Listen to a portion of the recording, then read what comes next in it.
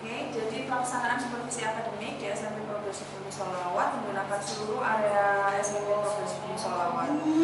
Untuk pembelajaran di kelas menggunakan ruang kelas, sedangkan untuk pembelajaran PJOK menggunakan halaman dan gor Sekolah Progresif Bumi Sholawat. Untuk jumlah ruangan yang ada di SMP Progresif Bumi Sholawat berjumlah 47.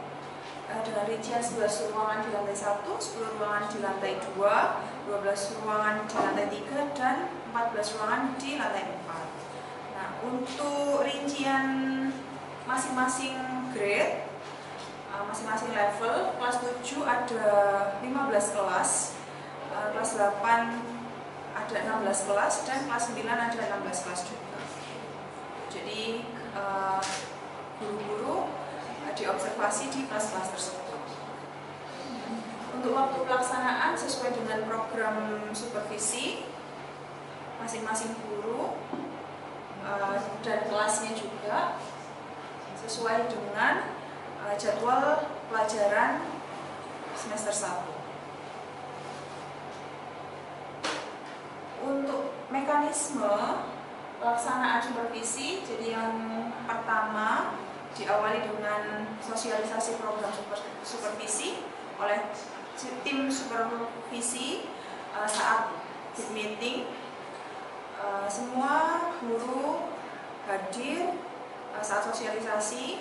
Adapun hal-hal yang disosialisasikan adalah pertama instrumen supervisi, tim supervisi, and then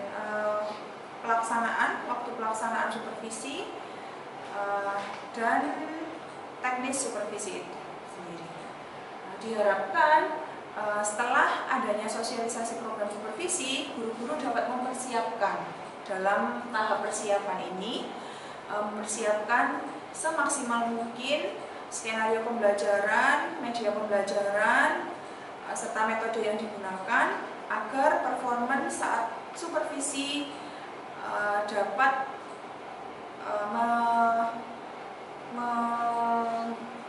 mengimplementasikan semua materi yang akan disampaikan dan pembelajaran berjalan dengan lancar dan maksimal.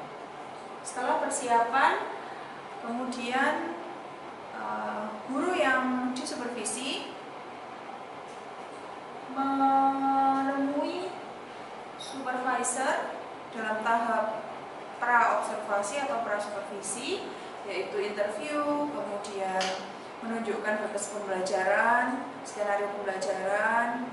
Nah, setelah dalam tahap pra-observasi atau pra-supervisi, 2 hari selanjutnya akan melakukan supervisi. Setelah melakukan supervisi, maka yang terakhir adalah feedback. Pemberian feedback pasca observasi atau pasca supervisi. Saat penilaian supervisi, tim supervisor sudah disediakan spreadsheet, hanya menginput saja nilainya berdasarkan kondisi atau berdasarkan hasil yang diobservasi.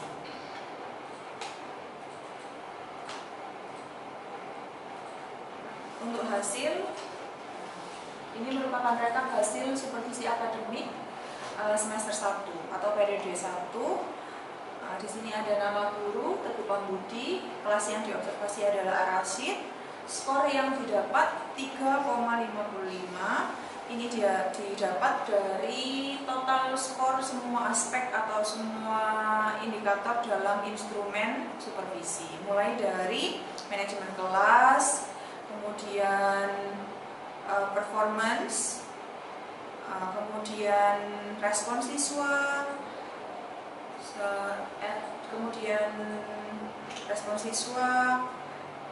selanjutnya adalah English usage dan sebagainya. Ini, dan di sini ada field note atau catatan yang diberikan oleh supervisor. Contohnya di sini, keep walking around the class to check your student at the backline. Be careful in pronunciation of some words, especially plural things. Ini catatan atau footnote yang diberikan oleh supervisor.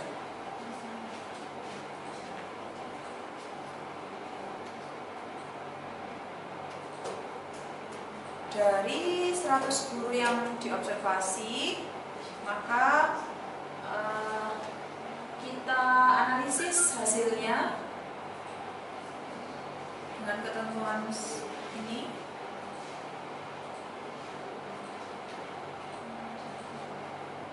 Kita persentase. Jadi analisis ketercapaian supervisi dimulai dari range skornya. Jika kurang dari 1,4, maka persentasenya kurang dari 71%, kategorinya kurang. Jika range-nya 1,4 sampai 2,5 dengan persentase tercapaian 71 sampai 80%, kategorinya cukup. 2,6 sampai 3,5 dengan persentase ketercapaian 81 sampai 90%, dengan kategori baik.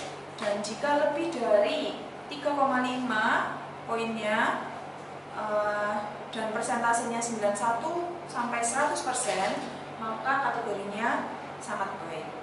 Adapun analisis ketercapaian hasil supervisi akademik guru SMP Progresif Bumi Sholawat semester 1 atau periode 1 ini sudah ada kategorinya sangat baik dan persentase ketercapaiannya. Dari analisis tersebut dapat disimpulkan bahwa nilai tertinggi yang dicapai oleh guru dalam kegiatan supervisi semester 1 mencapai 3,90 dan nilai terendahnya 1,30. Sedangkan untuk persentase ketercapaian individu terdapat 27 guru mendapatkan skor dengan kategori yang sangat baik, 56 guru dengan kategori baik, 14 guru dengan kategori cukup, dan 3 orang saja dengan kategori kurang. Nah, sehingga kesimpulannya bahwa lebih dari 97% guru SMP Progresif Bumi Sholawat memenuhi semua aspek dalam instrumen supervisi. Dan untuk yang 3 orang yang kurang, maka akan ada RTL atau rencana tindak lanjut setelah supervisi. Jadi itu untuk hasil pelaksanaan semester 1. Untuk pelaksanaan semester 2 sama teknis dan mekanismenya.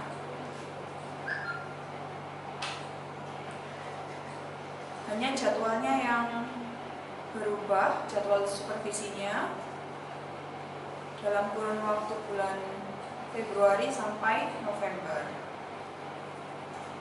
Untuk kelas yang diobservasi tetap sama dengan sebelumnya. Untuk hasilnya maka didapat contohnya ini Ustazah Puji Jayanti mengajar di Al-Jahiz mendapatkan skor 3,40. Di sini juga ada field note atau catatan dari supervisor.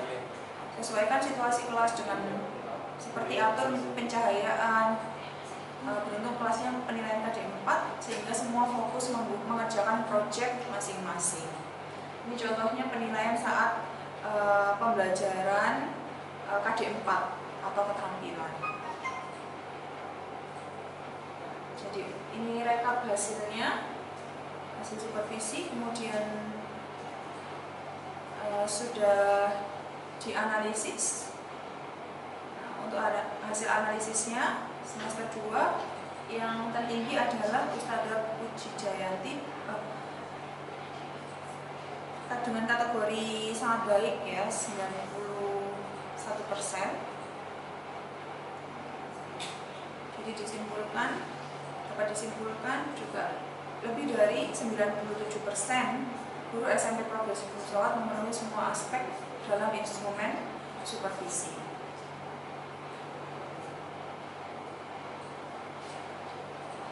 Jadi itu untuk program dan pelaksanaan supervisi. Nah, selanjutnya evaluasi supervisi akademik poin 3 dapat ditelaah dari temuan aspek yang perlu diperbaiki, penyusunan rekomendasi dalam rangka perbaikan. Di sini Untuk tindak lanjut dari hasil pelaksanaan supervisi bagi guru-guru yang mendapatkan nilai kurang dari target yang diharapkan, maka ada program tindak lanjut.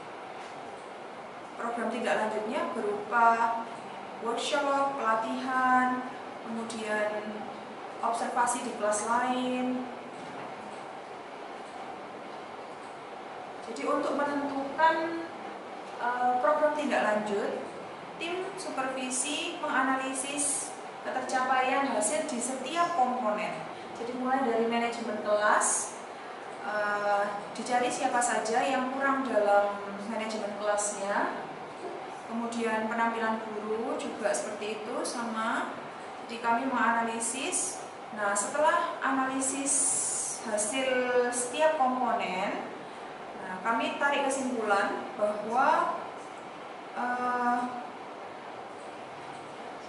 komponen manajemen kelas mendapatkan skor dengan persentase 80%, sedangkan komponen penampilan guru 62%, komponen respon siswa 68%, penguasaan materi 89%, dan persentase untuk komponen pendampingan siswa 74%, English use 72%. Nah, hal ini berarti guru menunjukkan performance yang baik dalam setiap komponennya.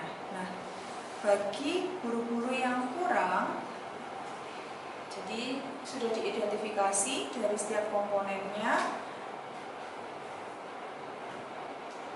Nah, maka kita temukan fokus masalahnya dan yang harus ditindaklanjuti. Nah, ini feedback dan tindak lanjut dari hasil supervisi.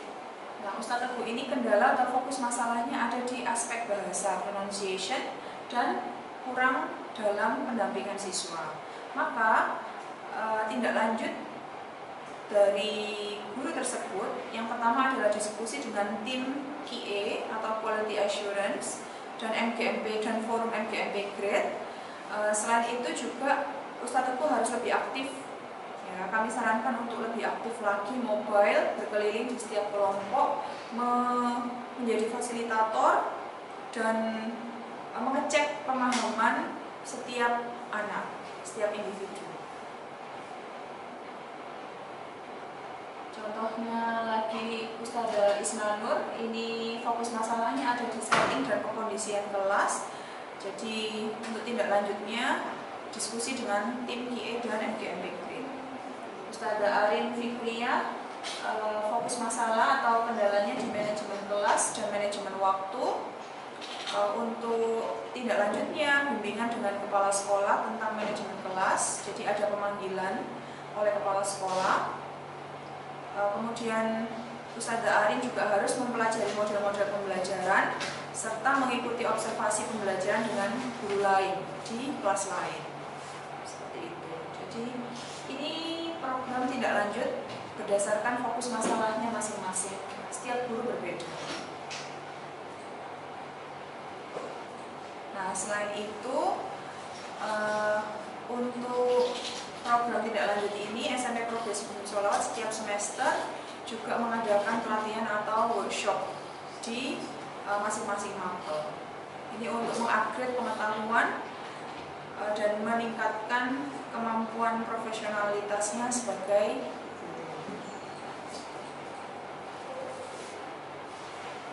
Ya, jadi untuk poin 24 terkait supervisi ada 3. Yang pertama adalah program supervisi, program perencanaan, pelaksanaan, dan tindak lanjut hasil supervisi.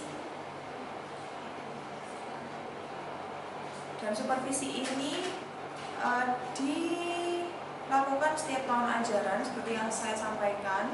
Jadi untuk tahun 2020-2021 menggunakan instrumen dinas.